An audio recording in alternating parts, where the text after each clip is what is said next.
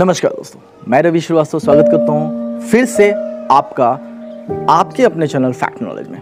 दोस्तों, जैसा कि आपको पता है कि फैक्ट नॉलेज चैनल के माध्यम से आपको सभी प्रकार की अपडेट मिलती है। खास करके अभी जो सीटेट की जो है प्रतियोगी परीक्षाएं होने वाली हैं, उसमें आपको जो है पास कराने की गारंटी जो है ली गई है। इस कारण से ये जो है क्वेश्चंस आपको प्रोवाइड किए जा रहे हैं लगातार। तो दोस्तों, देर न करते हुए आइए वीडियो को शुरू करते हैं और चलते हैं सीधे जो है क्वेश्चंस की तरफ। स्वागत है आप सभी का आपके अपने चैनल फैक्ट नॉलेज में। दोस्तों, हाजिर हूँ आप सबके सामने एक बार फिर से पेडागोजी के कुछ इंपॉर्टेंट क्वेश्चन लेके। आज हम हिंदी पेडागोजी के कुछ क्वेश्चन लेके मैं हाजिर हूँ। तो उम्मीद करता हूँ वीडियो आपको पसंद आएगा। वीडियो पसंद आए तो लाइक ज़रूर कीजिएगा। चलिए बढ़ते हैं हम वीडियो की तरफ। पहला प्रश्न हमारा, निम्नलिखित भाषा में अक्षर ध्वनि के दृश्य प्रतीत होते हैं। सामान्यतः ध्वनि का संबंध सुस्थिर तथा सार्वभौम में होता है। ऑप्शन है हमारा पूर्णतया सत्य है, यानी ये स्टेटमेंट जो है सत्य है, पूर्णतया असत्य है यानी कि फॉल्स है। पूर्णतया सत्य है, ऑप्शन बी पूर्णतया सत्य है। ऑप्शन सी आंशिक रूप से सत्य है। ऑप्शन डी आंशिक रूप से असत्य है। ठीक है, तो इसका आप लोग देख लीजिएगा। इसका आंसर हो जाएगा ऑप्शन बी, यानी पूर्णतया सत्य है। ये स्टेटमेंट जो है पूरा तरह से सही है। क्या कह रहा है, अब इसको समझ लेते हैं। लिखित भाषा में जो अक्षर और ध्वनि होता है वो दिखा हुआ प्रतीत होता है, लेकिन जो जनरली होता है वो ध्वनि का संबंध एकदम सुस्थिर और सार्वभौम होता है। यानी कि जो ध्वनि होता है, यानी कि हम लोग जो लिखित भाषा में जैसे क बोलते हैं, वो स्थिर होता है और सार्वभौम में होता है। यानी कि यहाँ पे भी अगर हम लोग क बोल रहे हैं या फिर जा करके उसको कहीं और भी, जैसे तमिलनाडु में चल जाए या कहीं भी आप क को कहीं बोलिएगा, उसका जो ध्वनि होता है वो एकदम स्थिर होता है और सभी जगह सामान्य होता है, वो चेंज नहीं होता है। ठीक है, अगले प्रश्न में पढ़ेंगे। अगला प्रश्न है हमारा, इंसान और जानवर की भाषा में फ़र्क है। यानी पूछ रहा है कि इंसान और जानवर की भाषा में क्या फ़र्क है। तो ऑप्शन ए है हमारा ध्वनि का फ़र्क है। ऑप्शन बी है सुरों का फ़र्क है। ऑप्शन सी है इंसानों की भाषा को सांकेतिक ध्वनि चिन्हों के माध्यम से निर्धारित किया गया है, जबकि जानवरों की भाषा को नहीं। ऑप्शन डी है उपरोक्त में से तीनों सही है। तो आंसर हो जाएगा कि इंसानों की भाषा को सांकेतिक ध्वनि चिन्ह के माध्यम से निर्धारित किया गया, जबकि जानवर की भाषा को नहीं। यानी कि इंसान की भाषा को हम लोग लिख सकते हैं, उनको जो है लिपिबद्ध किया गया है इंसानों की भाषा को, लेकिन जानवरों की भाषा को लिपिबद्ध नहीं किया गया। अगले प्रश्न में पढ़ेंगे हम। अगला प्रश्न हमारा, बच्चे की भाषाई क्षमता के आकलन का सही तरीका क्या है या नहीं है। ठीक है, यानी बच्चे का जो भाषाई क्षमता है उसके आकलन का तरीका कौन सा नहीं है। लिस्ट किया गया 4 ऑप्शन है। तो ऑप्शन ए है बच्चे का व्यक्तिगत आकलन, यानी कि भाषाई क्षमता बच्चे के व्यक्तिगत आकलन से नहीं होता है। ऑप्शन सी है ऑप्शन बी है बच्चे का सामूहिक आकलन, यानी बच्चे का ग्रुप में आकलन कीजिए। ऑप्शन सी है बच्चे द्वारा स्व आकलन। ऑप्शन डी है पेपर पेंसिल आकलन, यानी कि पेपर और पेंसिल से आकलन बच्चे का जो है यानी कि तीनों है। बच्चे की भाषाई क्षमता का आकलन करने का सही तरीका कौन सा नहीं है, तो ये पेपर पेंसिल आकलन। यानी कि अगर बच्चे की भाषा का आकलन हम लोग पेपर पेंसिल से करते हैं, ठीक है, तो हम लोग को ये पता नहीं ना चलेगा कि वो अच्छा बोल सकता है कि नहीं। मान लीजिए कि वो पास कर भी जाता है, लिख लेता है अच्छे से, लेकिन हमें ये नहीं पता चलेगा कि वो अच्छे से लिख पढ़ सकता है कि नहीं। सिर्फ लिख सकता है ये तो पता है, लेकिन वो बोल सकता है कि नहीं ये नहीं पता चलेगा। सिर्फ वो अच्छे से उच्चारण कर सकता है कि नहीं, पढ़ सकता है कि नहीं, बोल सकता है कि नहीं सही से, ठीक है, वो बिना रुके ये सब बोल सकता है कि नहीं, ये सारी चीज़ें हमें पता नहीं चलेगी। तो बच्चे की भाषा का आकलन करने का, भाषा क्षमता का, ये सही तरीका नहीं है। अगले प्रश्न पे बढ़ेंगे हम। अगला प्रश्न है, पढ़ना क्या है, यानी रीडिंग यानी पढ़ना क्या है। तो पढ़ का अर्थ समझना। ऑप्शन बी है लिखित सामग्री का उच्चारण करना, यानी लिखा हुआ है उसका उच्चारण करना पढ़ना है। ऑप्शन सी है स्कूल में जो है पुस्तकों की पढ़ाई।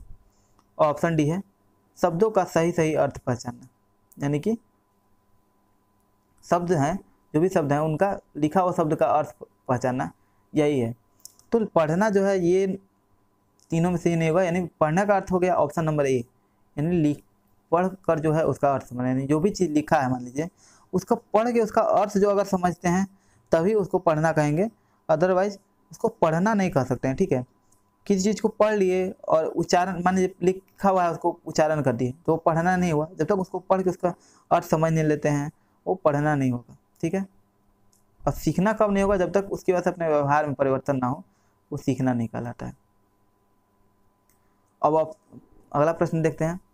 सीता गा रही है, वाक्य में क्रिया का काल है, यानी अब ये व्याकरण का प्रश्न है कि काल वाला प्रश्न, कि सीता गा रही है, इस वाक्य में क्रिया का कौन सा काल है? तो ऑप्शन ए है तत्कालिक भूतकाल, ऑप्शन बी है तत्कालिक वर्तमान काल, ऑप्शन सी है भूतकाल, ऑप्शन डी है भविष्यकाल। ठीक है, तो इसका आंसर हो जाएगा तत्कालिक वर्तमान काल। ठीक है, यानी कि अभी प्रेजेंट में गा रही है, वर्तमान है और तत्काल में चल रहा है, इसलिए तत्कालिक वर्तमान काल। अगला प्रश्न है, अपराधी ने सारी बातें साफ साफ कह दी, वाक्य में साफ साफ है तो क्या है साफ साफ? ठीक है, ऑप्शन ए है विस्मयादि बोधक, ठीक है, ऑप्शन बी है संबंध बोधक, ऑप्शन सी है क्रिया विशेषण, ऑप्शन डी है समुच्चय बोधक। तो ये साफ साफ क्या है? क्रिया विशेषण, यानी आंसर सी हो जाएगा। क्यों हो जाएगा? कि क्रिया की विशेषता करने वाले जो भी सेंटेंस में जो शब्द क्रिया की विशेषता को डिनोट करता है या दर्शाता है, उसको जो है क्रिया विशेषण कहते हैं। तो अपराधी ने सारी बातें साफ साफ कर दी, अगर मान लीजिए साफ साफ ना रहता, अपराधी ने सारी बातें कह दी, तो उसकी वो तो जनरल वर्ड होता है, लेकिन बातें कह दी और साफ साफ वो बात एकदम क्लियर कर दिया, यानी कि वो बात को क्लियर कर दिया, क्लियर कट, तो ये उसकी विशेषता बताता है कि बात कहने की विशेषता बताता है कि ये साफ साफ, तो ये क्रिया विशेषण हो गया। ठीक है, मैंने आपसे बोला था कि मैं आपको व्याकरण करा दूंगा, आप लोगों ने कोई रिप्लाई नहीं किया। अगर आप चाहते हैं कि मैं हिंदी व्याकरण वगैरह मैं आपको करा दूं, हिंदी का कंटेंट तो मैंने बता दिया था कि आप बुक पढ़ लो, लेकिन अगर व्याकरण चाहते हो कि आप मैं करा दूं, तो आपको पढ़ करके आप हम मुझे कमेंट बताओ। वीडियो देखने के बाद अगर इस वीडियो के कमेंट में आप बताते हो कि हाँ व्याकरण वगैरह करा दीजिए, ठीक है, सीटेट में जो भी पूछता है व्याकरण, तो मैं एकदम शॉर्ट वीडियो बनाऊंगा। ठीक है, मुश्किल से 5-7 वीडियो होंगी। ठीक है, छोटे छोटे 5-7 मिनट की वीडियो मैं बना दिया करूँगा।